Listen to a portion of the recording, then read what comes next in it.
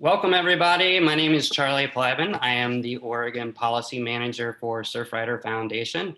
And this is our first touch on offshore wind energy here in Oregon. I'd like to thank everybody for joining us. We're going to wait just a couple of minutes before we get started to dive into tonight's program for individuals to be joining us. I see that we have folks piling into the participant room.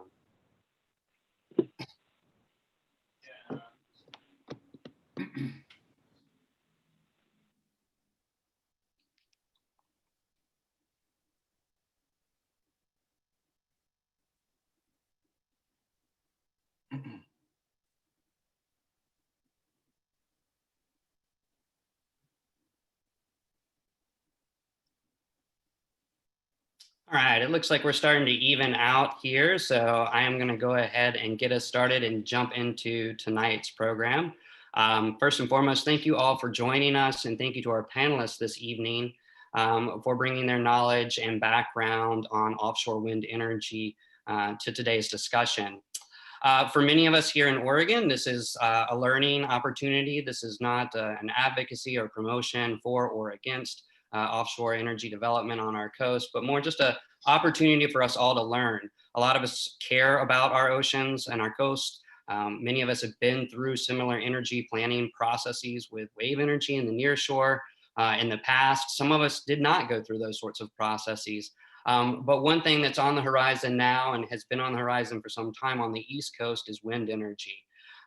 Wind energy is likely to be part of our renewable energy portfolio here in the United States, offshore wind. There's a lot of investment and a lot of interest in that. And here in Oregon, that's something that various interest groups are going to be exploring. And so tonight's the first touch for us to be talking about that. And I'm really excited to have a number of individuals here to talk to us about offshore wind energy, what we can expect here in Oregon, and maybe a little bit more about how we might get involved. So to start, our program this evening is broken up into two different parts. We'll start with our panelists, which I will briefly introduce now. I'm going to ask each one of them to introduce themselves, though, which they can give themselves a more proper introduction. And they'll be giving us just a quick background on their perspective on wind energy, what they've been involved with in the process. We'll start with Matt Gove, who is our Mid-Atlantic Policy Manager. Matt has been involved for some time with wind energy development on the East Coast and the nexus between a lot of ocean users and Surfrider members on the East Coast. And those projects have really come to fruition a lot sooner than they have here on the West Coast. So he's going to talk a little bit about our engagement in that and also about the process and what we might expect here in Oregon. Andy Lanier is the Marine Affairs Coordinator for Department of Land Conservation and Development. And Andy is really involved in a lot of the state's roles for coordinating with the federal government's planning process for wind energy development off of our coast. So he'll be talking about the process itself and sort of the nexus between the state and the federal government, and also how various ocean users in Oregon can be involved. Kaety Jacoboson comes to us from the Central Coast. She is the Lincoln County Commissioner currently. She was also one of the individuals that helped found Fishermen Involved in Natural Energy, FINE. Kaety has been involved in ocean development interest for over a decade now. She comes from a fishing community and a fishing background, but she's really been at the forefront of bridging a lot of discussions in ocean planning between those individuals and the development interest and energy interest over the years. So she's going to talk about some of those past interests and then also how we might be looking at wind in the future. Shannon Souza comes to us from the South Coast and has been much involved as a personal, on her personal business with solar industry, actually. She's been doing a lot of solar installs along the coast, has been working with businesses, and has slowly been working more and more with the greater renewable energy interest more broadly. And so while offshore renewable energy interests have really been focused primarily on Coos County and South. We'll talk a little bit more about that. That's where there's a lot of wind energy potential. Shannon has seen a lot of opportunities to organize with her community to be in the front of that leading discussion and planning down there. Lastly, Kevin Bannister from Pacific Ocean Energy Trust and Simply Blue Energy is going to talk to us a little bit about some of the Oregon renewable energy development interests. We as a state have renewable energy goals, and the renewable energy companies, many of them, and many organizations have been trying to steer research over the years and assets, both at the state and the federal level, in these planning processes to build out the best projects that they can, and the best ideas that they can. And so Kevin's going to talk to us a little bit about renewable energy interests here in the state of Oregon, and some of that perspective from the industry. We're going to try and get all that done in about 30 minutes or so. So it's going to be kind of a quick, or more like an hour or so. So they'll all be quick 10 to 15-minute presentations. And then we're going to move into a discussion. And that's where I hope we can spend most of our time this evening, is in the discussion period.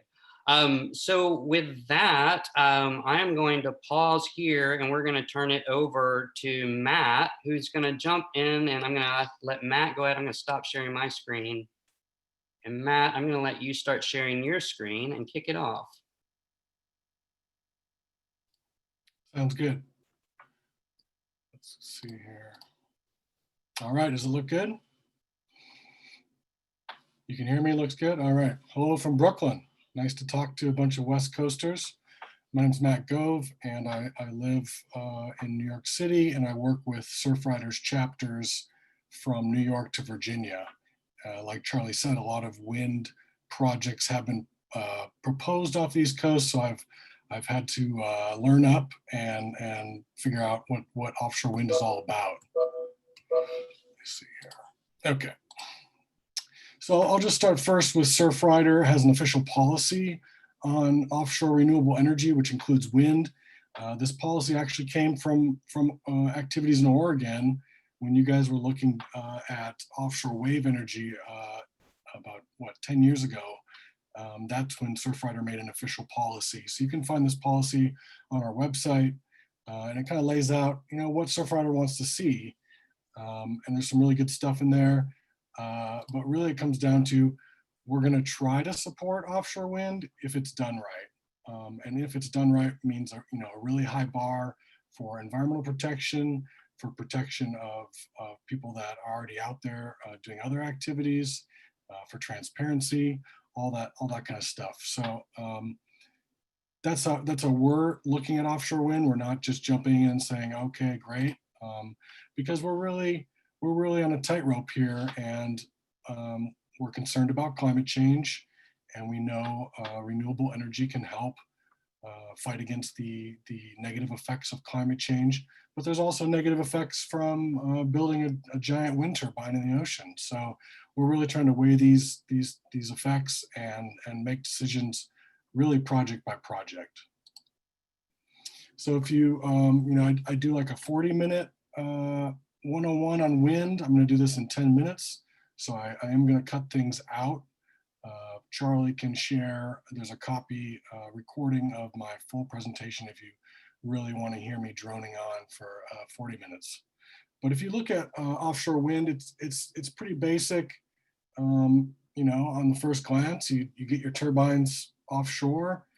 Then that red line is a power cable that connects each turbine, and it comes all the way in to land and connects to the on-land power transmission system that's already there. And that's on the East Coast. On the West Coast, the water gets too deep, so you guys are gonna, in theory, have floating turbines. So it's a little bit more messy, or I don't know what the right word is, but you got things hanging in the water, right?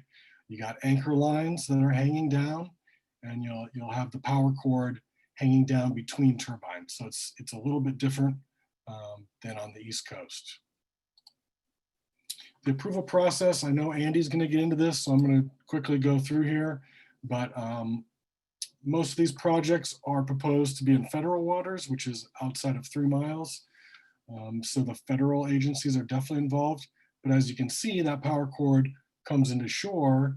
And so once it comes into shore, you're going to need permits from states and actually even local governments.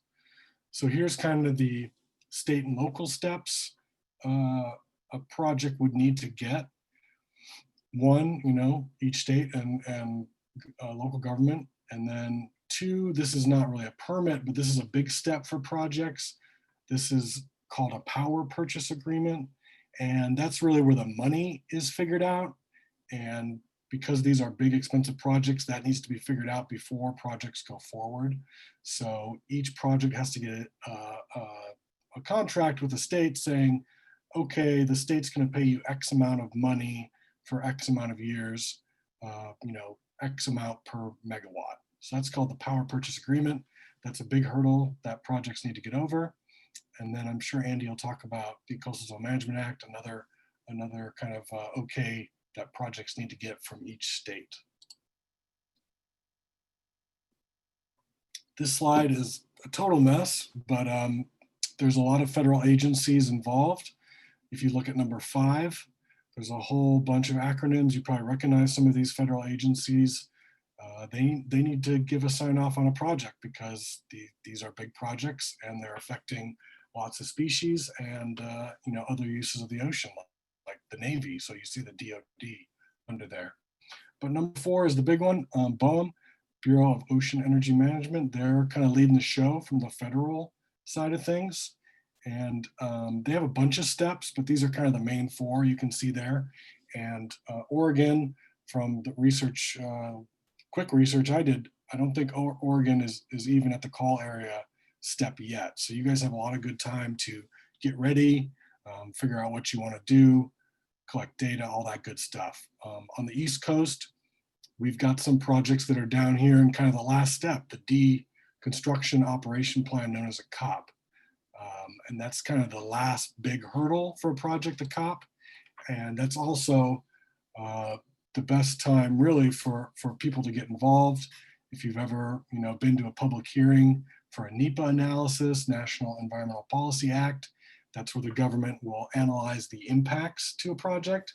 And that's really what Surfrider has been waiting for these projects on the East Coast, because up until the COP, there's not a lot of information about these projects. So it's hard to say, does this project meet a high environmental bar? So we're just getting there on the East Coast.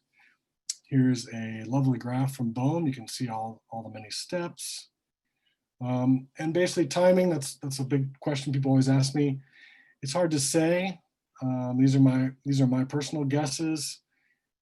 On the East Coast, we've had some delay with COVID, and the government has delayed a bit doing some further analysis. So 2022, maybe there'll be a project working on the East Coast, besides the couple little ones that are already working. And then West Coast, 2026, that's probably more like California, because they are already at that call area, lease wind energy area step. So they're a little bit ahead of you guys. East Coast, like I said, there's a bunch of projects proposed. I showed you step 2 is to get a lease. We've got 16 projects on the East Coast that have a lease. That doesn't mean they can build. That just means that's step 1, getting a lease. This is what they actually look like to scale. You can see all the different projects, on the East Coast, and some of them are getting to that last kind of analysis step.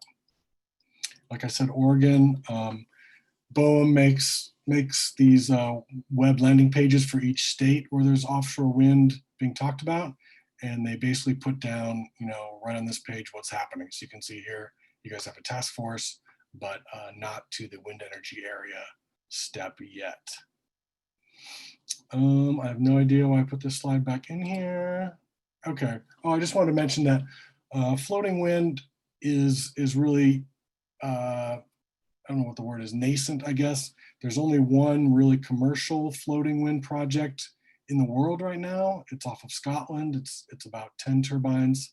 And there's a few different, as you can see from this slide, a few different technologies being tested. So it's not as far along as the pile drive it into the bottom cut type that we're looking at on the East Coast. There's a picture of it's called High Wind off of Scotland. Okay, some of the impacts. This is where I cut a lot out of my presentation, so I'm going to zip through here. But the positive impacts are pretty clear. You know how much energy these things are going to make. You know how much carbon that's going to offset. You kind of know how many jobs. So these things are not too complicated. it's the potential negative impacts that are a little more nebulous. It's really hard to do research in the ocean. There's a lot of good things to learn from Europe, who's been doing this for 20 years, but they have different animals there. So it's never a clear, this is exactly what's going to happen when you put a turbine out there. So it starts off with whales. On the East Coast, we're mostly worried about the sound of pile driving, really injuring whales. On the West Coast, you guys with your floating turbines, it's going to be a little bit more about entanglement, where whales won't get entangled by the anchor cords or the power cords. They're pretty stiff and thick, but it's more the worry that marine debris, like a big fishing net that's been lost, might get stuck on one of those anchor cables, and then a whale could get stuck in that. So that's a question. Birds and bats are offshore. I don't know if there's as many birds and bats offshore as we have on the East Coast, but that's definitely an issue. When the cable comes to shore, where does it land? We had an issue here on the East Coast where they wanted to land a cable and put a bunch of infrastructure on a barrier island very close to sea level. So we were not happy with that. So those could be poorly planned. EMF is electromagnetic field. That's any power line creates a little field around it. And I'm sure some of you know that certain species of animals can sense that field, like sharks, elasmobranchs, some turtles even. So people are worried maybe they'll, with all these power cables out there, maybe they'll get confused. That's an issue. Fisherman access, I'm sure you've all heard of that. On the East Coast, the recreational fishermen are pretty much okay. They're going to be able to do mostly what they want inside of a field of turbines. The commercial fishermen on the East Coast, they're concerned that on nasty weather days, they're not going to be able to drag between the turbines. And as I showed you with the floating, there's a lot more stuff hanging, right? So I think on the West Coast, fisherman access is going to be a lot bigger issue. Then there's the issue of coastal views. Some people love what turbines look like, some people hate them. So that's pretty self-evident. And then cumulative impacts, okay, you build one project, what's that going to be, the impact, but what if you build 10 projects? For example, on the East Coast, there's about 2,000 turbines lined up trying to be approved. So, 100 turbines, is that going to really affect a species? I don't know, but 2,000 maybe, hard to tell. Here's just one slide about further on visibility. People always say, oh, you'll never see them, they're 20 miles offshore, but that's not true. If the weather's clear, 20 miles offshore, you're going to see them about 25% of days. I think that's for numbers on the East Coast, so I don't know. It is cloudy in Oregon, right? But that gives you a sense, and here's some photos. These are fake, these are mock-ups, but it gives you a sense of what these might look like if they're built. That's a 650-foot turbine at 23 miles. That's the same setup, but different weather. So the weather really makes a big difference. Here's another mock-up from a company, 25 miles. Here's one from the West Coast. Really can't see them because it's cloudy there. That's a much larger turbine at 20 miles. That's probably a 12 megawatt turbine. That's zoomed in. So that gives you just a sense. I think people don't really know what these are going to look like because we don't have any of them really. And this slide just shows, from the research I've done and going to conferences and being involved a lot in offshore wind, at least on the East Coast, I'm mostly concerned about the cumulative impacts on whales, specifically right whales, birds and bats, and poor cable landings. Now on the West Coast, that might change a little bit, what I'm most concerned about, but that's just a little bit of analysis. So some resources, and I think Charlie might throw these in the chat. These are kind of some big time ones. Here's that BOEM page again. You can just Google that, BOEM, Oregon, offshore wind, you'll find it. NRDC came out with an FAQ about impacts to wildlife specifically. That's a good resource. BOEM also has a bunch of research they're doing. So they have a whole page with studies on offshore wind, excuse me. This is another big site run by some academia and some industry. This is a bunch of academic papers. It's called Tethes, not sure. And you've probably heard about the Block Island wind farm. That's really the wind farm that's kind of started the rush here. That's been in the water for about 3 years. So University of Rhode Island has done a lot of research around that project since it's actually in the water and operating. So they have some good studies.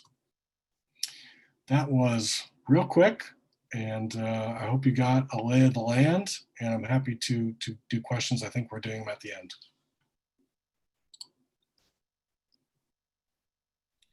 Yeah, thanks so much, Matt. And I see some folks using the chat. That's awesome. Thanks for sharing the information in the chat. Again, if you have any questions for the panelists at the end when we bring them back up, please use the Q&A function.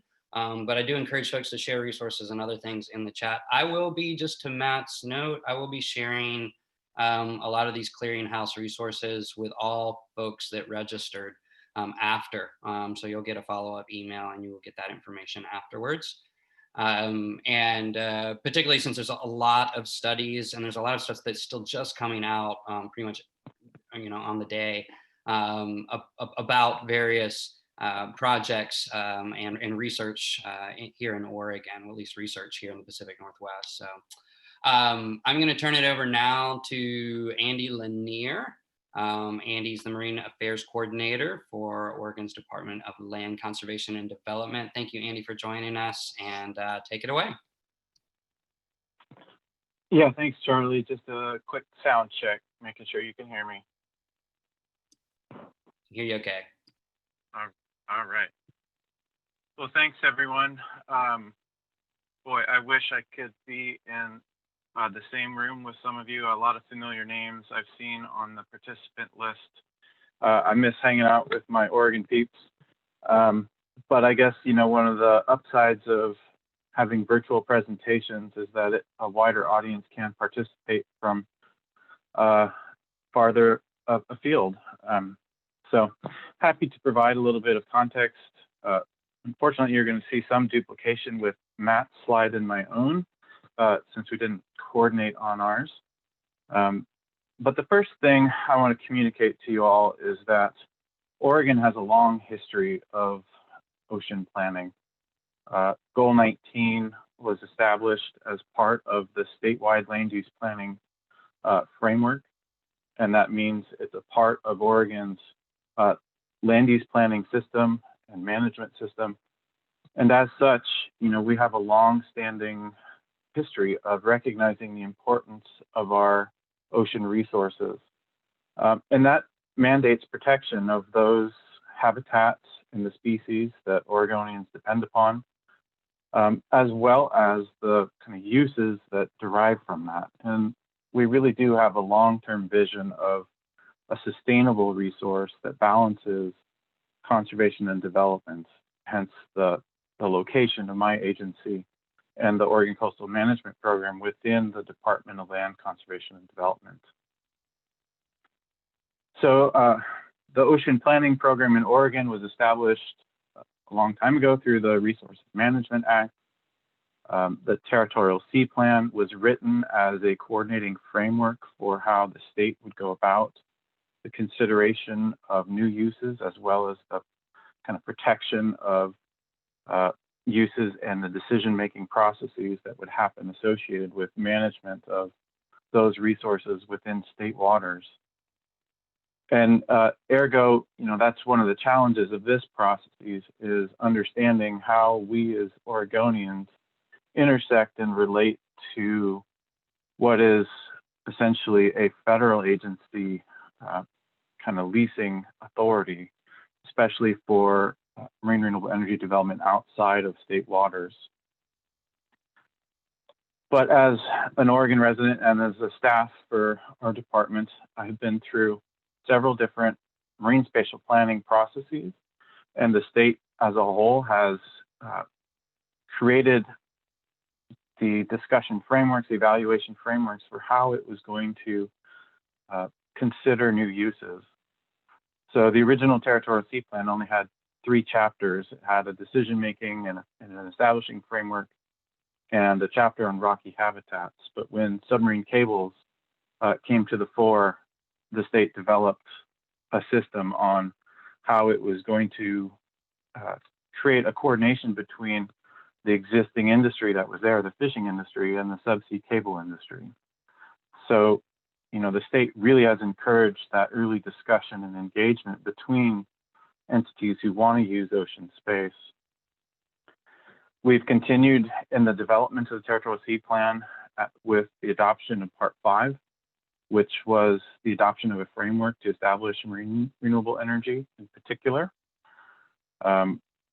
I think we spent a lot of time and a lot of effort developing that policy, where we mapped, where we identified important ecological and human use resources, as well as developing some kind of unique and new systems that weren't in place, like a visual resource management system for understanding aesthetic impacts. And finally, you know, the state extended its Coastal Zone Management Act review authority through the approval of a marine renewable energy development geographic location description, which is a long name for saying that the state has asked for and already approved review authority for federal decisions related to marine renewable energy out to a depth in the ocean where we thought renewable energy would likely take place. I do want to point your attention at some background resources. The Ocean Policy Advisory Council has been a convener of discussions related to offshore energy development, and there are a couple of presentations that you can watch from the OregonOceanInfo website that we maintain. In particular, both BOEM and the state gave presentations during an April 3rd, 2019 meeting, which highlights basically the state's role in planning out in the outer continental shelf. You've seen this slide already, but I'm going to spend a little bit of time highlighting some of the important and most recent resources that are on here. So the first of which is that the state and BOEM have a intergovernmental renewable energy task force. This started way back when with the Principal Power or Wind Float project, and has continued, although with a multiple year hiatus in the middle. So now we are at our 8th meeting, and at that 8th meeting, you know, the state committed to engaging with BOEM on a planning process for the identification, if appropriate, of call areas for offshore wind leasing. As a part of our work over the last year or so, the state and BOEM have put together a data gathering engagement plan, which can be found through this resource. And it describes, and I'll go into more detail on this, the broad outlines of our plan for talking with Oregon's communities of interest and geography on the coast related to offshore wind. And I'll just highlight the box on the right there, which will allow anyone who's interested in further updates related to this topic to get emails directly from the Bureau of Ocean Energy Management, specifically for Oregon-related activities. So you click on that box and you sign up for a listserv and you can stay informed. Here's a quick look at the engagement and data gathering plan. And the first thing I want you to notice in this complicated diagram is that we finalized and published the engagement plan in September of 2020. So due to COVID-related slowdowns, we were expecting to have that out in the summer of 2020, but it really came out in the fall. we were envisioning about a year worth of meetings and opportunities to have direct engagement with many different entities and organizations that would want to be contacted and would want to be heard related to interest regarding the planning process.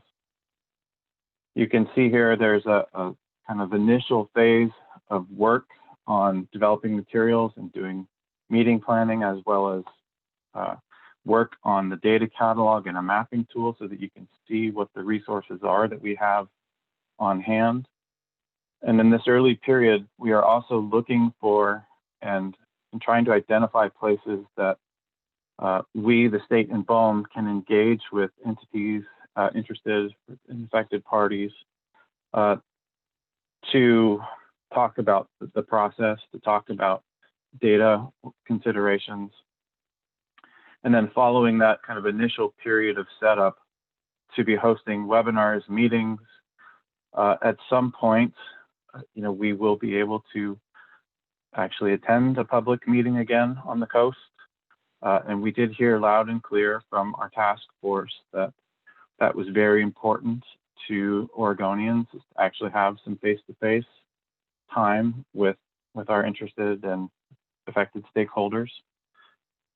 So keep in mind, we are at the beginning of this process, which is a planning process to gather information, to hear about concerns, and then relay those pieces of information and those concerns back to the task force in the fall of 2021 sometime.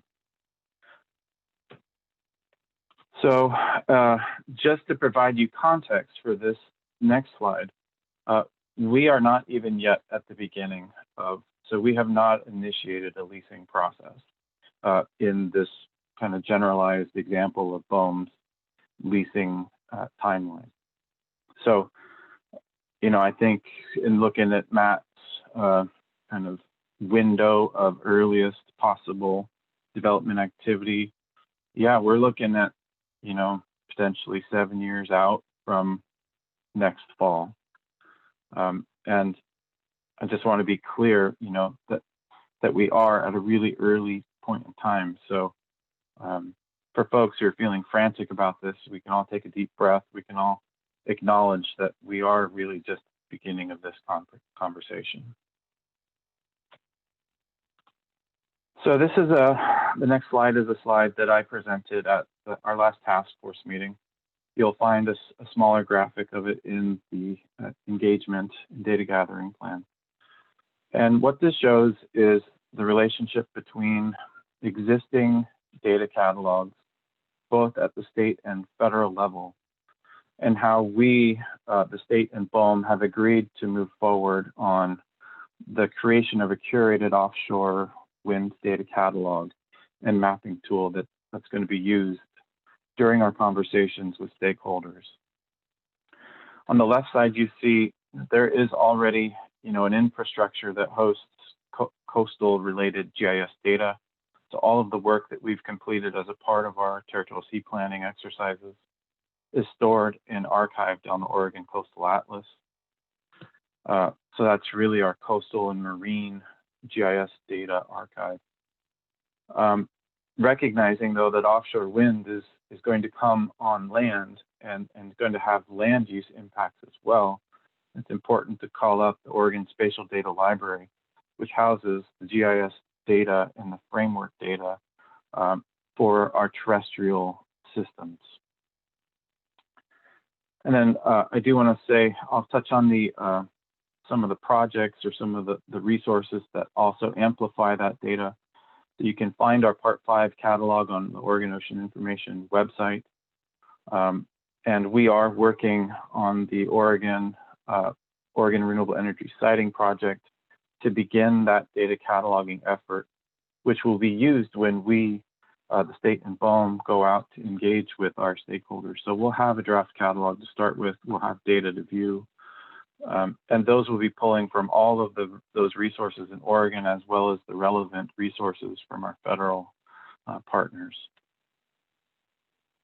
And we expect to hopefully have those resources, that curated catalog and map viewer by the middle of November, so about a month out. I mentioned this project already. This project is funded by the Office of Economic Adjustment, the Department of Defense. It has been recognized that, they are a critical partner when the state thinks about the development of renewable energy. This project is designed to have a look at the renewable energy for many different types. So it includes onshore wind, onshore solar, biomass, as well as a look at offshore and marine hydrokinetic. And the project is designed to establish a baseline and to help the Department of Defense understand potential encroachment on kind of their areas, as well as areas of compatibility or incompatibility between renewable energy and either natural resources or human uses, as well as the military department. So that project is proceeding apace. It's going to inform our data catalog for the BOEM and the state process. So we will build on the work that they do, and they will have a draft catalog, and they will have a map tool that's focused on renewable energy siting at the statewide scale. So as a part of the work that I'm coordinating, we, the state and BOEM, really want to engage with entities up and down the coast, from research, governmental bodies, environmental groups, the industry, to make sure that we have the best data and information resources we can, so that the state and BOEM can work together if appropriate on a wind energy area designation. So I will be helping to coordinate that group. And as mentioned, I will use those resources of our data catalog and our mapping tool to help that group to function and to identify gaps and to identify issues or areas of concern that we will be reporting on as a part of our task force report. So finally, just I want to touch on a few of the process points. I've touched on them already, but I want to hammer them home. So the state has made a commitment to engage with BOEM on the planning process. That was done at the last task force meeting. And as a part of that, BOEM, the federal agency, has agreed to withhold consideration of unsolicited lease requests based upon the fact that we're planning for Oregon's entire outer continental shelf. We are just at the very beginning of that process. And please do go take a look at the data gathering engagement plan if you have questions about that. And then finally, it's important to recognize that through the commitment to plan that the state has made with BOEM, BOEM has also agreed to fully utilize the wind energy designated area before it would consider unsolicited lease requests outside of that area. So if there is interest in another wind energy area, then that, BOEM will come to the state and we will conduct another planning process if another area needs to be designated. So the concern about where an unsolicited lease request may come to the state at this point in time shouldn't be a concern to most, because we, in partnership with BOEM, have agreed that we will be working on those areas in partnership. If there's more areas needed, we'll come back to the drawing table and we'll look at our information and go from there. So with that, I'll stop, and I think Charlie, you're going to hold questions for the rest of the panel. Yeah, thanks so much, Andy. We are going to wait and we'll do questions at the very end.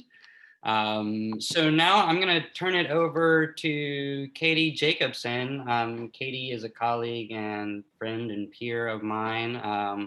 that I've worked with from everything from teaching kids about whales and things at the Oregon Coast Aquarium, to being involved with her at the county commission level. Katy has done a lot of remarkable work in helping bridge the fishing community and other ocean users, and create a dialogue on the coast for ocean planning. And so she's going to talk a little bit about some of the thoughts and perspectives of coastal users and coming into this, and maybe what counties are thinking about as well and planning for the future around renewable energy and potential uses of our ocean. So I'm going to stop there and turn it over to Katy. Katy, thanks so much for taking some time out of your busy schedule and joining us tonight. Yeah, thank you for having me, Charlie, and others. And as Charlie said, I'm Kaety Jacoboson. I'm a current county commissioner in Lincoln County. I've been in that position, feels like forever with all the current crises we have going on, but I'm just coming up on 2 years in that role. Prior to that, I worked for Oregon Sea Grant for almost 20 years, working as a fisheries extension agent, working with the coastal communities up and down the coast, as well as in other neighboring states. Offshore energy, and specifically wave energy, which was kind of the issue at the time, was a big part of my work there, working with the fishing community and other stakeholders, and working a lot with OSU itself as they thought about developing their own wave energy testing facility, which I'll get into a little bit here in a minute. So I've worked on offshore siting issues for various projects, including marine renewables, for a really long time.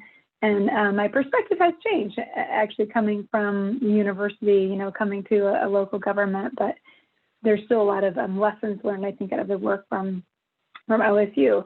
I also grew up on the Oregon coast here in Lincoln County, and grew up in a commercial fishing family, so that is definitely part of my background as well.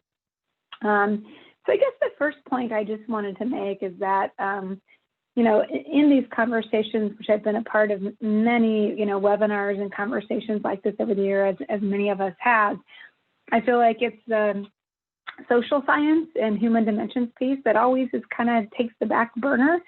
We spend more time talking about policy and process and environmental components, and usually that human dimensions piece, gets maybe just a little bit of time, but not nearly enough. And oftentimes projects actually fail more because of the human dimensions piece in terms of a process and permitting perspective than they do anything else. And so that stakeholder piece is critical, both for a project to be successful, but also when we look at what makes successful projects. We're not entering into this conversation blindly in Oregon or in the United States. There's a lot of academic and scholarly work on human dimensions and social science that one can look up to help guide how these processes should be done. In fact, Surfrider's very own Brianna Goodwin once was a graduate student that did a formal evaluation of the site selection process that Oregon Sea Grant had taken the lead on, and looking at site selection processes for the Pacific Marine Energy Center, which is a site that's located about 7 miles west of Newport. And so there is work to pull from on how we best do these processes to create an outcome that's optimal for communities and optimal for developers. But that is a give and take. I often felt like being the intermediary between, various groups meant that, if everyone walks away a little unhappy, that's probably success in this. I would also say, kind of shifting gears a little bit from my past experience into the county's perspective and where we sit on this, I will say that the joke amongst many counties in general is that if you know one county, you know one county. And I think that just goes to say on this issue that counties on the coast feel very differently than the way Lincoln County may feel. There's certain counties that feel like this is a wonderful opportunity and full speed ahead, and let's get this project in the water. Next week is not soon enough, and let's do this. I feel there's other counties that maybe have their arms folded and don't want it, and other counties that are a bit more cautious, which is where I feel Lincoln County is currently at. And here's the reasons I think we have that cautious approach. One is Many of us have been through this before with other marine renewable energy activities, and I think we know that there can be a lot of initial interest. There can be a lot of different technologies that are out there, but we only have one ocean, and we do have to be cautious about the environmental and the community effects and making sure that we're really using that ocean space as wisely as possible. In addition to the actual technology and potential impacts on communities and potential impacts on the environment, in a small rural community like Lincoln County is, and many of our coastal communities are, the ocean adjacent to our community represents one of the largest economic development opportunities we actually have. We're limited by space, we're limited in opportunity, we're limited by the coast range. So the ocean represents an economic development opportunity, whether that be from commercial fishing, from recreational fishing and tourism. There's a lot of things that draw people into our community that builds our economy. And so that's where sort of those trade-offs have to be looked at, that if you use that space for offshore renewable energy of some kind, beyond the potential environmental impacts and beyond the potential community impacts of people having to not use that space anymore, there is an economic impact, possibly positive, possibly negative. But long-term in looking at planning, that's your economic development opportunity. Is that ocean? Is that really the way that you want to spend that place that you have? Is there other opportunities that are more in line with the community values? Or is that the opportunity that's aligned? Is there other opportunities in the future that might be better? Or does using it for that take away maybe the opportunities that you currently have? For example, do people still want to come to the beach for tourism if they see wind turbines? Interesting question to think about. And that kind of gets back to that trade-off piece. So that's one of the things that we want to really have conversations about in Lincoln County, is both the impacts to our environment, impacts to the community, but also impacts the economic development positively and negatively. And again, that's very different than other counties. I think we all have different perspectives we bring to that conversation and dialogue. And in my past experience working with Sea Grant, that holds true as well. Communities will come to this from different places. The other thing I will say from a Lincoln County perspective is we do have some concerns about the BOEM process. I think as Andy Lanier pointed out, that sort of long cartoon graphic of the long process that BOEM goes through in terms of leasing. It's a very, very long process, but in some regard, from our perspective, that process is a little bit backwards. In the case that the leasing process sort of begins on the front end, and the bulk majority of the outreach and engagement conversations with communities happen after that process. And that's not to say that you can't have good process, but in a lot of the research that's been done on social science and outreach and engagement says that you typically have better outcomes if you have more initial conversation up front before policy comes into play. And so that's a little bit opposite to what we know creates a good process, which is what we need for our communities and for our state. I think the other thing that we have concerns about here in Lincoln and just navigating this is we ourselves have a very mixed community in terms of what this community might desire for the space and what people bring to the table. One of our largest economies is the commercial fishing industry. I feel like it's often there's this quiet, or maybe as individuals they're not that quiet. I can say that from working with them for many years, but as a group, they bring in a lot of money to this community, but they're maybe not as visible as other parts of our economy is like tourism. And so huge part of our economy, huge part of our community, huge part of our culture is the commercial fishing industry. But then we have other people that feel very, very strongly about our relying on fossil fuels and feels like any step is a positive step, and using that space for marine renewable energy would be positive. So even internally in our own community, there's a lot of discussions we need to have going forward on the best use of ocean space before we even can have that conversation externally with partners, I feel like we need some internal conversations because there's a lot of differences of opinion on that just within our own community. And lastly, I would just say that these processes do have a tendency to go on and on and on and on. So just for some personal perspective, so my second oldest is 15 years old. I started working with OSU in my role as a fisheries extension agent and working on wave energy and offshore renewable energy stuff when I was pregnant with her. And our first conversation was about with PMAC, before PMAC was even PMAC, and that's the Pacific Marine Energy Center, now called PacWave. First conversation with them when I was pregnant with my daughter was where can we site a wave energy testing and research project. And that project has now been site selected. Many, many years ago, that project went through a BOEM leasing project process, still in the middle of that right now. That project is still not actually in the water.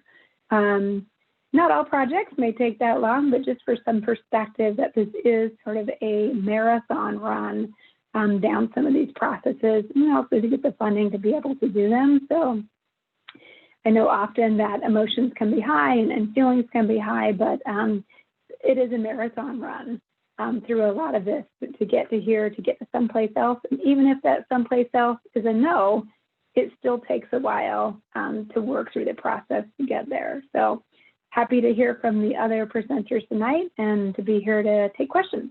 Thanks. All right, thank you so much, Katie. That was great. The site, the wave energy test site that Katie speaks of, I'm looking at where it will be one day right now. It's actually right out my back door, right in my viewshed area. So that one day that will come to fruition. Moving down, I think, to the Coos County area, where there potentially has been a lot of discussions around and kind of getting ahead of renewable energy offshore, creating some local groups and engaging the community down there and those interests. At the forefront of that has been Shannon Souza. And Shannon joins us today on the Oregon Coast Energy Alliance Network group that she started, Ocean. And she's going to tell us a little bit about that group, their interest in potentially offshore renewable energy. And really, when we start to look south in the Coos Bay community, it is a hotbed of energy interest down there. There's LNG interest near shore, which has extremely polarized positions on that issue. And that's and then we have offshore renewable interests that where we're seeing wind energy potential really in Oregon. It was actually a great point put in the comments in the chat about how there's this process happening in California too, and the animals and wildlife doesn't understand the borders, and so why are we planning separately? But I'd love to hear more about from Shannon a little bit more about South Coast interest and what she's been working on down there. And this is all going to be new for me, so I'm excited to hear from this. Thanks, Shannon, for joining us. Cool, my pleasure. Thanks for having us. I'm a full suite sustainability consultant. Been here only for 25 years, so grew up in the Pacific Northwest, but definitely landed down here. And I would like to correct that I certainly did not start this organization. Actually, David Petrie down here went to one of BOEM's planning meetings last September, realized what was going on, and came back home and started beating the drum and picking up the phone and talking to anyone who might know something about energy policy, economic development, anything like that would really like to know more. What is offshore wind? What would it look like? Do we want it? And what would it look like for the Oregon coast? So it is definitely a volunteer organization that I have the pleasure of being executive director of now. That was definitely formed by a group of coastal citizens and volunteers to really get the word out that there is a BOEM and state process looking at this. And we wanted to initiate a very local coastal centric conversation about if and how offshore wind would work. Part of my background is as an environmental engineer. I've worked in public utility planning on the water supply side and understand the long marathon framework of these projects, but also understand that they typically come from the developer or the project owner, and there are a lot of elements there that kind of happen behind the scenes before there's meaningful engagement. So you'll see that both of these have a number 1 in front of them, and that's because they don't go in any order. We're trying to do both at the same time. Definitely cross-cultural. As soon as we got into offshore wind energy, I came at it from, as Charlie said, a renewable energy perspective. I've been heavily engaged in solar and storage because of the services that they supply as a resilience measure to the coast of Oregon, and quickly realized that, hey, at the state planning level, in the Public Utility Commission at least, no one was advocating for coastal communities and their energy needs.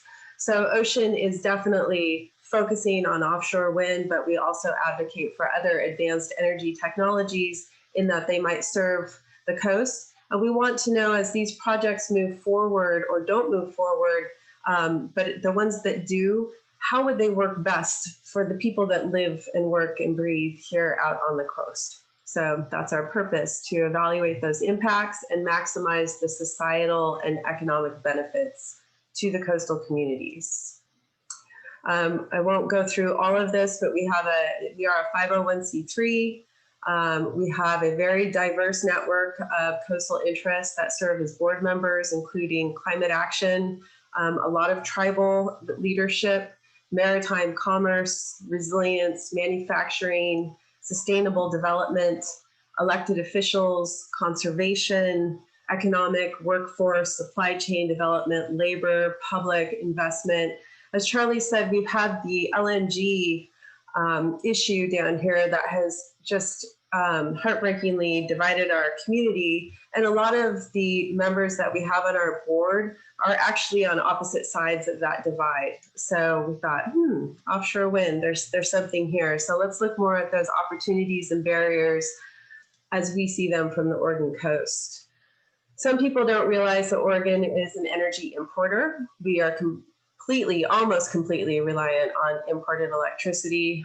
Thank goodness Boardman, the coal plant, shut down last Thursday. So we're making headway at chipping away at that wedge of where our electricity comes from and how it's sourced. But regardless of the source, not a lot actually coming from within Oregon. So for a state that is so independent, we sure are dependent in terms of energy. When we look at the coast of energy, the coastal energy, this is actually a map of our transmission lines. And all of those circles that you see are where our energy comes from and is actually sourced. And you don't really see anything out here on the Oregon coast. We are completely reliant on imported electricity to meet all of our basic communication, refrigeration, illumination needs. We have constrained transmission lines throughout the state, and our transmission lines go through catastrophe-prone routes. So there's an opportunity here. The darker the color over here off of the coast, the richer the wind resource. That's why all of the interest in Humboldt County, Del Norte, and down on the south coast. Although we've got considerable resource that spans all the way up the coast of Oregon. The Northern California call areas, as you've heard, have already been identified by BOEM. There's one in Northern California, up in Humboldt. They have extremely limited transmission network capacity with very high fiscal infrastructure requirements to get that offshore wind down to the loads in San Francisco and to the south. Down south of that, there's a Central California call area. It's very close to the market. The transmission's there. It's awesome. Significant conflicts with Department of Defense that might have had something to do with their interest in ORESA up here in Oregon, as well as the Marine Sanctuary. Some of you have heard of Monterey. So we see this opportunity. Back in October, I was invited by David Petrie, who pulled us all together for Ocean, to take part in a forum, a public forum, and my role was to talk about what I knew about Oregon's energy markets and our infrastructure, energy infrastructure. And at that time, only 12 months ago, we all thought, well, Oregon offshore wind, it's really only viable if we can transmit it down to California because we can't really use it here. All of that changed. BOEM funds a lot of wonderful studies and has been very responsive and proactive when we have asked. One of those has been through Pacific National Laboratories, and their study that was just released this last spring let us know that actually here in Oregon, we could consume and benefit from 2 to 3 gigawatts of offshore wind that we could accommodate in our existing transmission system without those huge infrastructure investments that are required down in Humboldt, that it could strengthen our coastal grids. We could have a net zero Oregon coast, allow for additional renewable energy integration from the east because we have really constricted transmission lines that are prohibiting that now, and reduce the power flows into Oregon so that Oregon wouldn't be so reliant on its neighbors for our basic energy needs. And real specifically, here are the study cases that they use. And I know that Charlie's talking about me being down in Coos Bay and South Coast, but this really is an Oregon coastal opportunity that folks should be aware of. These are the 4 locations that that study was specifically looking at. And over to the right here, these are megawatts. These are 200 megawatts, 300 megawatts. Down here, we've got Brookings down here. So we're looking at Port Orford, Bandon, Coos Bay, et cetera, as you go up. Those are those readily available points of interconnection. And at Ocean, we think, wow, this is really an opportunity. We better get our ducks in a row because these things do take a lot of time. But as you've heard, there's a lot of information that we don't know yet. So we better get going on getting the wheels turning on funding and filling those data gaps, because we really do think our coastal interests should be at the center of that. There's another long-term opportunity, of course. There's a lot of wind resource out there, and Oregon could become net zero, and we could actually start to make some money by exporting our offshore wind to the other Western grid markets.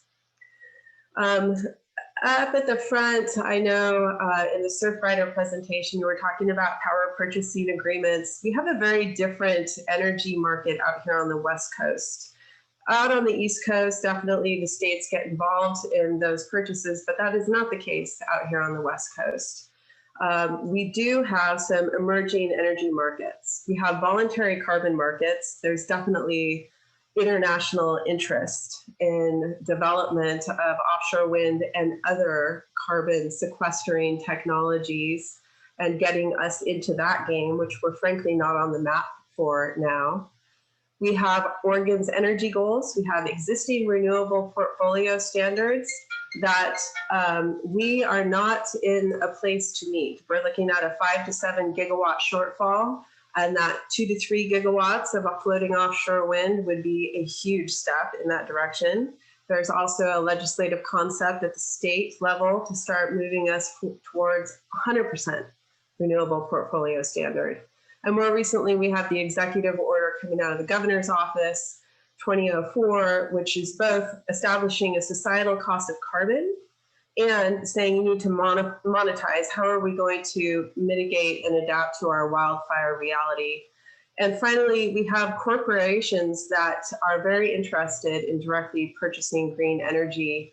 Of note, we had the largest to date of a 920 megawatt power purchase agreement for that margin of those above market costs. So things are really shaping up.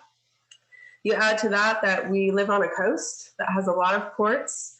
The ports are very different. They're very localized. As Katie said, if you want to talk about if you know a county, you know a county. Well, if you know a port, you know a port.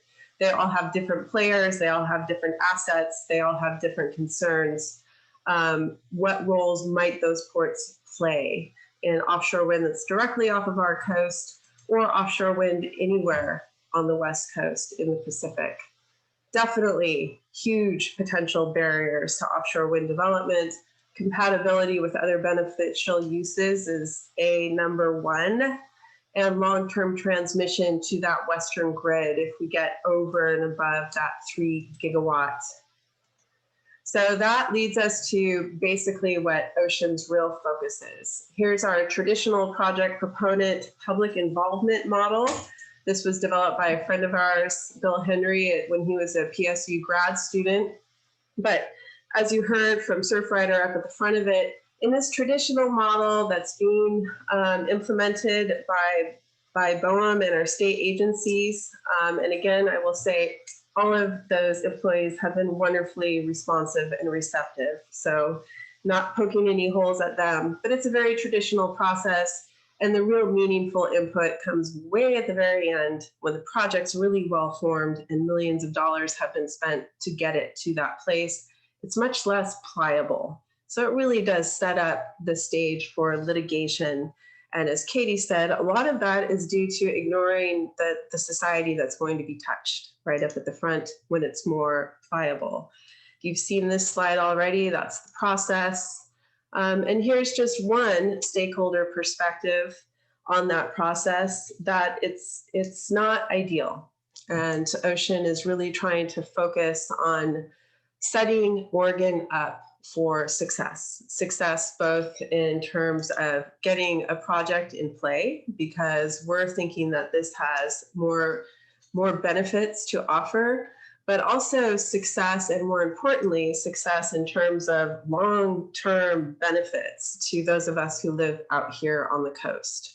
So we're really driving this, how can we help to get that more meaningful, informative public involvement way up at the front while these projects are still pliable. There's no call area even established. There's a lot of technology to be developed. So that's where we're really focused on this public engagement. So yes, we want to expedite and influence this inquiry based on a coastal perspective. To do that, we have monthly work group meetings. We've got focus groups that we've developed. Anyone who's interested is more than welcome to join those focus groups and help us to move forward. In one of those focus groups, it was brought to our attention the work that Pacific Fishery Management Council is doing through their Climate and Communities Core team. This was just published back in August. And we look at those factors that are shaping our West Coast fishing fleets, the 21 that have been identified. What I did is a very sloppy job of highlighting those that, if done well, floating offshore wind could actually potentially help to benefit those. So let's get those up to the front of the conversation before the project is shaped up. So our advocacy is in a couple of parallel tracks here. Over on the policy side, which can be a bit more vague and a slow roller, but definitely does drive what happens and where the money is spent. We're spending a lot of time in the Oregon Public Utility Commission distribution system planning docket, but also their response to that executive order. How are we going to place a price on societal carbon? How are we going to mitigate and adapt to wildfires? Oregon's Department of Energy, their biennial energy report, what that looks like, what they have access to, what we have access to. As Andy let you know about the ORESA project, we're heavily engaged there, as well as their response to the executive order, which currently does not include energy, but if we are successful in our advocacy, will. The governor's office, their Office of Resilience, Climate Action, and the executive order. And legislatively, we're engaged in the various RPS, renewable portfolio standard conversations, as well as an interest in Oregon, investigating Oregon's entrance into some kind of a regional transmission organization. More importantly to this group probably though, what we're advocating for right now, both state and federal, who knows what's going to happen with the elections, but if there are infrastructure and green rebuild funds, really trying to get these shovel-ready projects. We want coastal community and West Coast fisheries to be engaged in scoping out those environmental studies and those data gaps. Our fishers know a lot of things that others don't because they spend all that time out there. We don't understand all of the nuances of how they function. And likewise, our coastal communities who live in the ports, we're all very unique, and we really should be engaged in those environmental studies, and we should be drilling down on those data gaps now if we can. Same to be said with the actual design and placement. The Pacific Ocean, the Pacific is not Pacific. It's wild, and the reason that the wind resource is so great there is because it's treacherous and scary. We really do think that our West Coast fishing fleet would be wonderful advisors in the research and development into the technology to float these massive structures, keep them in place, and service them in ways that might be compatible and more compatible with the fisheries use. State and regional transmission and resource adequacy. Resource adequacy is the energy resources and where do we get them to serve all of our community needs. Regional port and economic development and infrastructure upgrade scenarios, and coastal, tribal, and county energy resilience through microgrids, and the offshore wind and green hydrogen opportunity is really high there. So that's where ocean sits and what we're up to. We really do believe that it would behoove everyone involved if the coastal interests were at the front in shaping these up. And we welcome anyone to track us, get engaged, and become part of our conversation. Thank you so much, Shannon. That was excellent. That was a first touch for me on a lot of what your group has been up to, and actually very educational. We had a couple of questions that came in, and we'll touch on those as we get into the panel. I want to shift now to Kevin Bannister. Kevin, who's involved with the Pacific Ocean Energy Trust, I believe is what we're calling it now. Once was the Oregon Wave Energy Trust.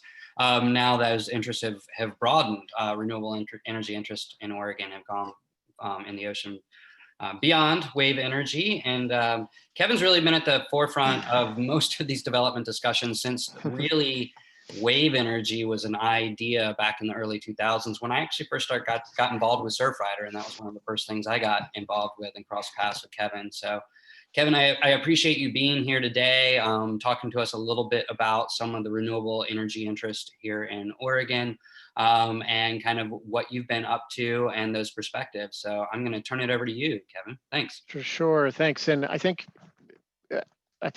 maybe like all of us, I'd love to get into the questions. So I'll try to keep my little speech here, efficient. I actually don't have any slides, although there may be just a couple that I pull up to give a sense of what some of these sort of technologies look like today. So, thanks for the introduction. Thanks for having me here. Yes, my name is Kevin Bannister. I do represent POET and work for a company called Simply Blue Energy, but I've been involved with projects, as you said, here on the Oregon coast for a long time. And Katy and I have spent some time sitting on a dock together in Newport. So, and Andy and I have had conversations in the halls of Salem. So some of these conversations go way back. I think it's probably worth just spending a couple minutes on my background, because I think that will give a flavor of where the industry has been and where it is today and where it's going. And what I'll be talking about is the offshore wind industry specifically. So prior to working for Simply Blue, I worked for a company called Principal Power, which is actually headquartered down in the Bay Area of California, though I live in Portland now and have for the last 20-something years. Principal Power was the company that had the Windfloat Pacific proposal that I think it was Andy referenced, maybe somebody else as well. That's still up on the BOEM website. So this was a plan that we hatched, I guess, back in 2013-14 to propose a demonstration scale project off the coast of Coos Bay. It had U.S. Department of Energy funding supports. And for a variety of reasons, we weren't able to get the project over the line. Ultimately, on a per kilowatt hour basis, the project, was more expensive than the various off-takers were prepared to spend. And we had a legislative strategy. I don't feel the need. If people want to get into more details, we can. But ultimately, we weren't able to bring that project over the line. And the DOE, U.S. Department of Energy funding was rescinded. And so the project went dormant. And at this point, I think it's fair to call it dead. Part of the thesis at that time was that, technology costs, technologies were going to improve and advance, and costs for offshore wind development and offshore wind projects was going to decline to the point that they'd be attractive for West Coast economies and West Coast off-takers.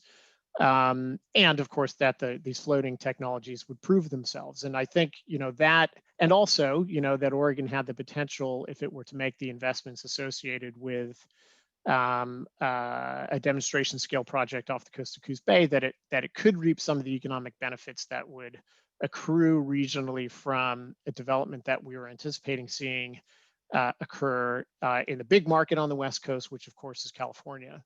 I think it's arguable, certainly, that a lot of what we envisioned back in those days is coming to pass. So it's certainly the case that the floating offshore technologies have advanced really significantly, and costs have absolutely fallen through the floor. Turbines have gotten truly enormous. They used to be big, and then they got really big, and now I'd say they're enormous, and over time they might get still bigger.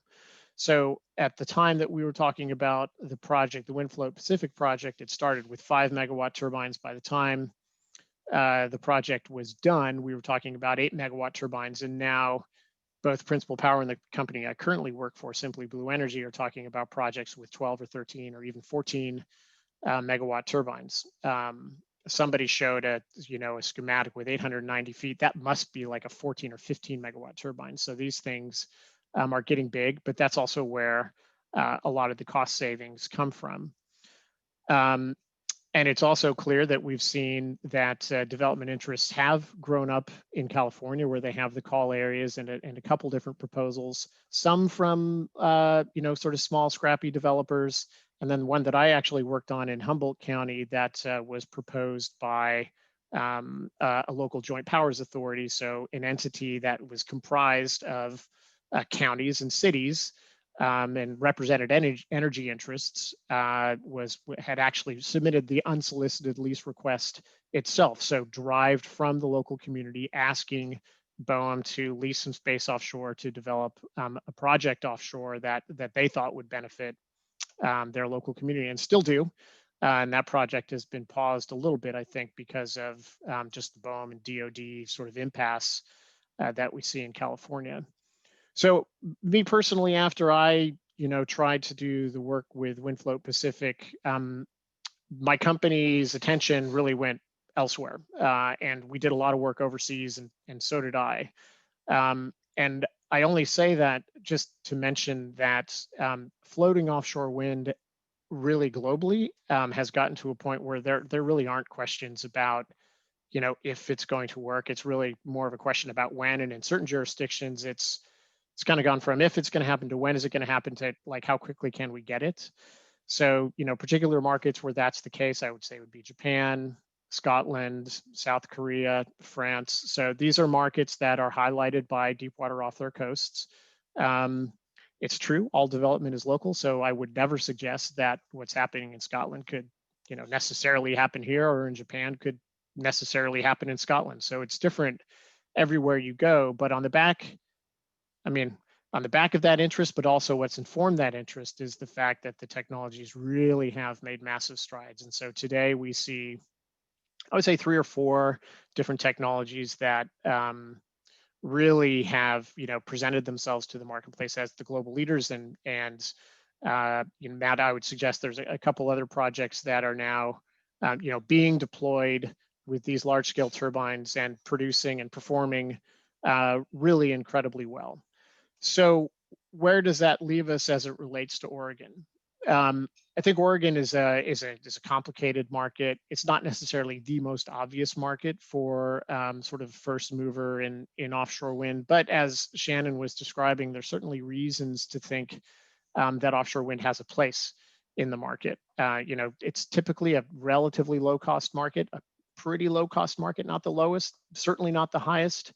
But some of the benefits that offshore winds can introduce into the market go beyond the sort of typical LCOE, levelized cost of energy calculations that we would make.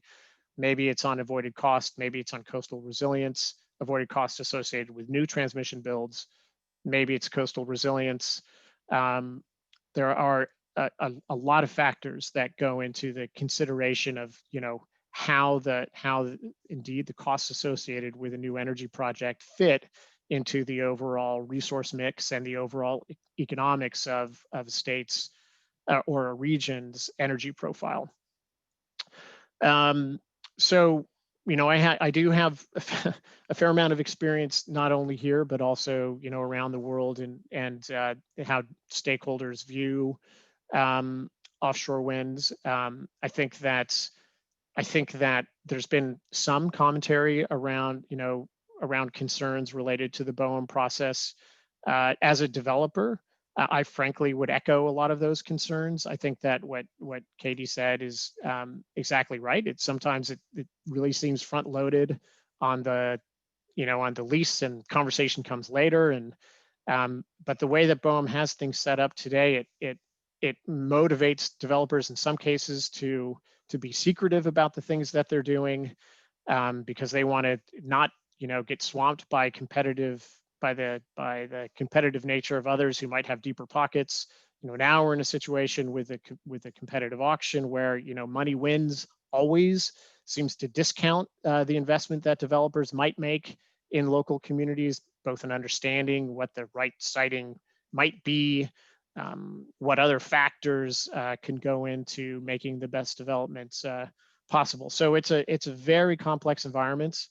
You know, I think that we spend a lot of time talking as it relates to offshore wind. We spend a lot of time talking about the what ifs, and maybe it's you know, maybe it's just how I'm made. I feel like the what ifs tend to be the pessimistic what ifs, so we have to be mindful of those things. I also think of the optimistic what ifs. So, you know, and usually those relate to the economic development potential. We know what offshore wind can do from an energy perspective. You know, I think that while there are always environmental effects or carry-ons to the things that you do in any energy project, you know, we believe that offshore wind, especially offshore wind that's further from shore in deeper water, is actually a pretty benign way to generate electricity. Anytime you develop a project and generate electricity, there are effects. It's unavoidable. So, you know, recognizing we have 5 minutes left, I'll stop, but I'm happy to take some questions and share some of the experiences that I've had. So thanks for organizing and for giving me the chance to say a few words. Thanks, Kevin. I'd like to invite all of our panelists to go ahead and join us back now and share their screen, so we can see you all, or not share your screen, or turn your cameras on rather. And we'll entertain some questions from folks. I do want to be respectful of everyone's time.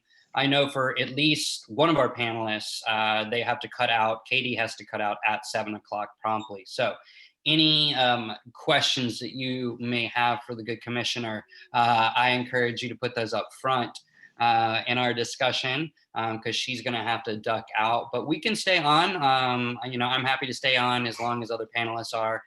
Maybe we'll entertain another 10 or 15 minutes since we went a little bit long here, so we can make sure we have some time for discussion. And then panelists, as you're able to stay on. If you need to leave like Katy, that's understandable as well. So I'll just go ahead and kick it off here. For anybody that has stuff, go ahead and put it into the Q&A. And I'm going to start with a question, and I think this is a question for both Katy and Kevin, and it gets at the what ifs. because I think that's where the rubber meets the road when we talk about development interests and we talk about communities. And Shannon and others, feel free to take a crack at this too. But since Katy has some limited time, I think this is a good place for us to kick off the discussion. And a lot of the what ifs got dealt with a term we like to refer to as adaptive management in the wave energy process, which was to say, we can't figure it all out now. We need to kind of get going, and we need to figure things out as we go along. And this we quickly characterize the term adaptive management. And I understand the pessimism of being stuck in the what if phase, and the reality of projects sinking or not doing well, and the potential impacts that various people have on those. So what is your perspective on that? Where does the industry see the line for the what ifs and development and adaptive management? And Katy, maybe what do you feel like potentially local users feel like is their comfort level with that sort of adaptive management approach? I'll start with you, Katy. Let's start with you, since I know you're kicking off fast. Yeah, I have to go do my second job as a homeschool teacher at 7, so I apologize if I have to get off. But yeah, I mean, man, it just really, really depends. And I would say, there's individual comfort levels, with what adaptive management, and that varies. From a county perspective, there's a lot of things we have to do that are ambiguous, like all of 2020. It's just a big old lesson in adaptive management, right? And how we do stuff. And we have to do it. That doesn't mean we're comfortable with it or necessarily good at it, but we've had to do some adaptation. But there's certainly things we'd like to go back to when we can. Like, I'd like to not be the homeschool teacher at some point in my life. So I guess back to offshore wind energy, so I would say a lot of that, in my opinion, comes down to what existing information you have that you're building that adaptive management plan off of. So if you're taking good science and saying, here's the framework we have, and we don't have this piece, to connect these things together, that we're going to do adaptive management to kind of complete the circle, and we can fill in that information later as we go. That's a whole lot different than saying we have one piece of the puzzle and we're using adaptive management to fill in all the rest to complete the circle. So I think a lot of it, at least in my comfort level, has to do with the baseline and factual information you're using to build a plan.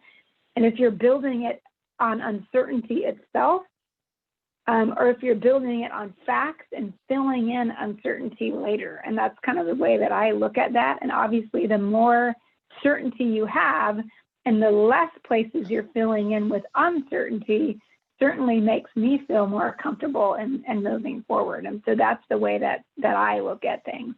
And Kevin might have a different perspective. No. I mean, I think that was a great answer. Everything except for the homeschooling part sounds good to me. I might have some of that in my future too this evening. So,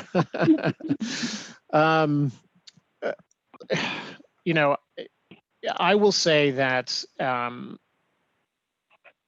certainly the company that I work for today in Simply Blue Energy, and I should say it's a small Irish developer actually, and we're developing a 100 megawatt project for floating wind off of the Welsh coast, followed by a 300 megawatt project. And then we have some other, then also in Ireland, we have some projects that are underway. And my task with the company is to sort of help the organization or the company grow outside of the British Isles. And I'm looking in a lot of different places to do that. But we are, we're true believers, and we're desperately concerned about what climate change means for the future of the planet. And so what does that mean? That means that we come from a place of preservation and conservation. So, and it's always been the case for me. I'm in, not to get all, too personal or too emotional here, but I mean, I do this because for those reasons. And so what I want to conserve is as much of the natural environment as we possibly can in sort of my personal analysis of what the options are, this seems like a good one. So all that to say, for the most part, and I can't obviously speak for everybody in the industry, but I don't think that, I mean, of course, nobody wants to have any kind of unforeseen impact. And I also think that given this, predilection to conservation, people in the industry welcome the ideas around, regulation. That's fine. So I think the balance is, to Katy's point, like, how can you conduct a credible adaptive management program if you're not starting from a point of information? If that information has to be 100%, then you never do anything. And I'm not suggesting that that's what Katy's saying at all. But and so it seems to me that that what's right and what makes sense is for there to be a balance. And like, for example, in the UK, the first offshore, or not in the UK, but in Europe, the first offshore wind projects were, reasonably small projects. Now they are indeed building gargantuan projects, 1.2 gigawatts, 1.3 gigawatts, huge projects. But they started 20 years ago, 30 years ago with projects that were significantly smaller. I can say from Principal Power's perspective, and I refer back to Principal Power a lot because I've only been in my new job for a couple months, but this was an approach that we really embraced. And what seemed right to us was a 100, call it 100 to 150 megawatt project on the West Coast. That seemed to be, enough, a big enough project so that, one, the costs on a per kilowatt hour basis would go down. They would be a little more acceptable. You could integrate them into the grid more easily, and there's a whole story associated with that.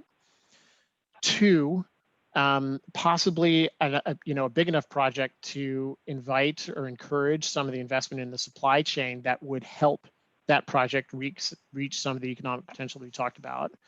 But maybe most importantly, because that's the size of project that we genuinely felt would provide the most valid information as it related to, what does, from the broad suite of issues that need to be understood as you consider these types of projects, that seemed to be the project that most closely approximated something bigger without necessarily being bigger. So it was bigger than a 1 or 2 unit deployment, which would maybe have some limited value in terms of understanding what its environmental effects were, but it wasn't a 1,000 megawatt project where you're putting out 100 of these things, which I grant you would have risks that would be very, very difficult to understand because we've never proposed or even really considered something like that. Well, maybe we have now, but we hadn't certainly then. So I'll stop for a second. I don't want to take too much time. Katy's got to sign off there. Katy, I want to thank you for joining us. I don't know if you have any parting words. You may have already left us. Do you have any parting words for us, Katy? I don't. I will leave my email address in the chat if anyone wants to reach out with questions later. And, as I said in my few minutes, this is a marathon run, so this likely will not be the last time we all talk. Hey, I really appreciate you being here, and I appreciate you giving us your time this evening, Katy. Thanks so much. So I'm going to shift to one of our other panelists here, and I'm going to go to Shannon. There's a question in our Q&A. It says, ocean open to, and I don't even know what this means exactly, micro wind development in coastal communities. And I'm not sure, maybe you know what that means, or maybe one of our other panelists knows what that means, or there could be a clarifying point in the chat, but micro wind development in coastal communities is the question, and is Ocean looking at that? I'm not sure what micro, what defines that. I can say that, kind of following up on Kevin's comments, when we first started looking at first projects for Oregon, we were, kind of reaching out to the development community, like, well, what would 30 megawatts look like? Does that start to push the pencil far enough? So maybe that's micro in terms of that deployment level.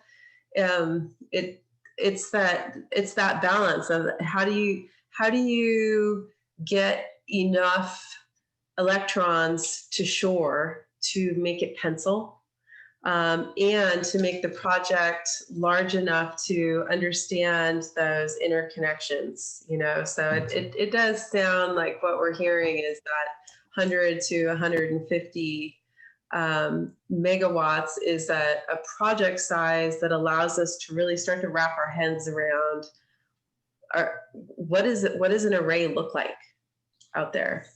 So if somebody has more information about micro projects, please let me know. All right, thanks. I got another question, and maybe this is for any or all of our panelists to think of about, there's so much opportunity for alternative energy on land where it's much safer and easier.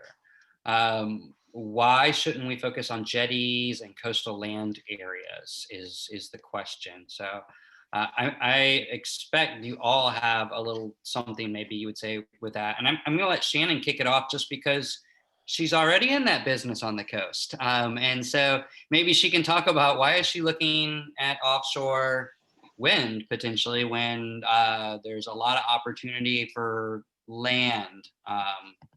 And it says that it's much safer and easier. I don't know that that's a known. It seems like it is got a few more years under its belt though than offshore does. So would love to hear any discussion on that. Sure, I'll start, and then I'm going to kick it over to Andy because he's a part of the ARESA project and is well up to speed on a lot of the constraints that we have around land issues. It's not that there's a stop in the land development, and primarily the easiest. So for hydro, we're looking for, we don't want to impact fisheries. We already have. In fact, we're taking dams out now. So where it makes sense, it makes great sense. We've got some low flow, low head hydro that the farming community's been tapping into, pun intended. And that's great. Terrestrial solar, we have huge land use restrictions that we're facing now. And Andy and Katie would be very well aware of those that we face. Those have to do with the soil classifications. If it's high value soil, then you can't install solar there. We definitely have some more nuances and updates to bring to that so that there's more local control and better decision making there. The avian impacts with the terrestrial wind remain a consideration. But when you look at the big, think back to the map that I showed you of how many of our electrons are flowing from out of state.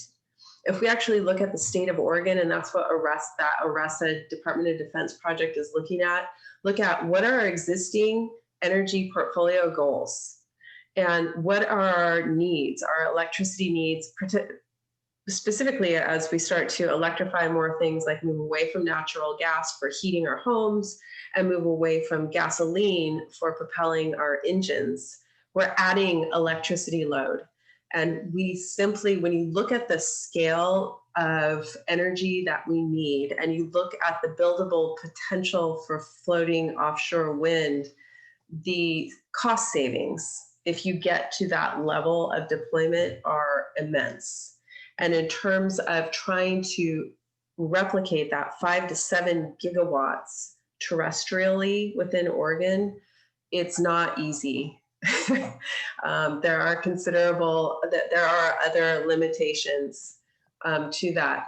And one of the biggest ones that I'm just going to nerd out for 30 seconds here is in electricity transmission. We have transmission constraints. We have an electricity system that is designed for us to import our electricity from the east, and it's full. It's chock-a-block. We have queues, we have lines of clean energy that would love to interconnect on Oregon soil that can't even get interconnected because we have these constraints within our transmission system. So that study that PNNL did, looking at the grid values of offshore wind, said, whoa, what if we flipped it? what if we started feeding electrons from the ocean, from the west side, into energy, into Oregon's existing grid, and all of a sudden, Bonneville Power Association is breathing easier, the constraints are released, this whole western grid can flow, and we can actually install more terrestrial projects here in Oregon because we have alleviated that need to push the electrons all the way out to the coast. And by the way, we, offshore wind, would be able to flood that valley with a good chunk of energy. So that's why I'm looking at offshore wind. I also have to leave in a minute. So if there's a last question or two. No, do you want to weigh in on that one at all, or? No, I mean, I think, you know, coastal energy, I think on the jetties, you know, there's probably a niche opportunities with some particular technologies on the jetty, which sure, I mean, I think those are worthwhile pursuing. I suspect they may be expensive. I think coastal wind, I can't imagine how that's easier to build a wind turbine on one of the ridge tops along the Oregon coast.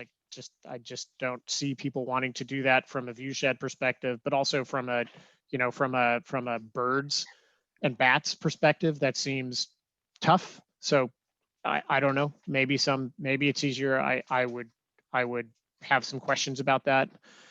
And I think to Shannon's point, you go offshore, you do have the opportunity to build bigger projects that can take bigger chunks out of, you know, the mandates that we have. If we, you know, 50% going to 100, apologize for the dog, you know, offshore, it's a good way to do it. Well, thanks, Kevin, and thanks to our other panelists. I think we're gonna kind of wrap up now. There's maybe one more question I'll entertain here. I know Kevin's got to sign off. This is kind of more on the environmental, and there are some resources that might help with this, and maybe Andy or others can point in that direction. Thank you, Kevin. Thank you, everybody. It's the question is, Oregon is renowned for its rich offshore waters with its upwelling that supplies fisheries, but also 100 species of birds that come from all over the Pacific to feed here. How are these pelagic birds like albatross likely to do with offshore wind? How many turbines are in a 100 megawatt array? So I know there was a recent publication from BOEM on migrating seabirds, and that resource was shared in the chat. If somebody wants to grab that, we can probably throw it back into the chat. But is there anybody else that wants to address that seabird question? And then also, how many turbines in a 100 megawatt array?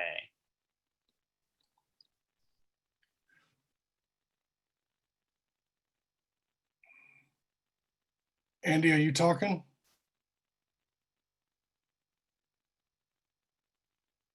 We can't hear you, Andy, if you're talking. Double muted. I defeated myself. Yeah, Charlie, I think that depends upon how many megawatts per turbine, and depending upon when projects are proposed and the state of the technology, that's going to be variable. I mean, on the East Coast, I think we still have. On the East Coast, we're looking at probably 12s going in, 12 megawatt per turbine. So you can do the math there, folks. Yep. And that Tethys resource is a great resource for understanding bird use of the outer continental shelf, and it is significant. So it's going to be something that we have to look at closely.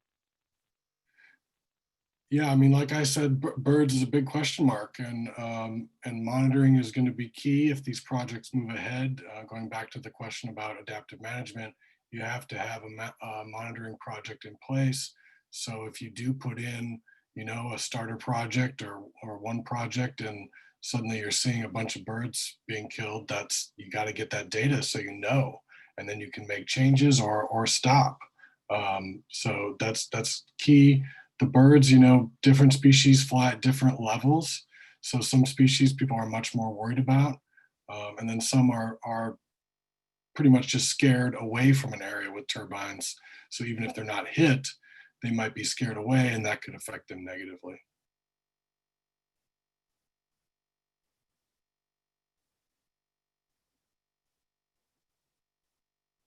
All right, I think we're winding down, guys. I appreciate all of everyone's participation in tonight's webinar.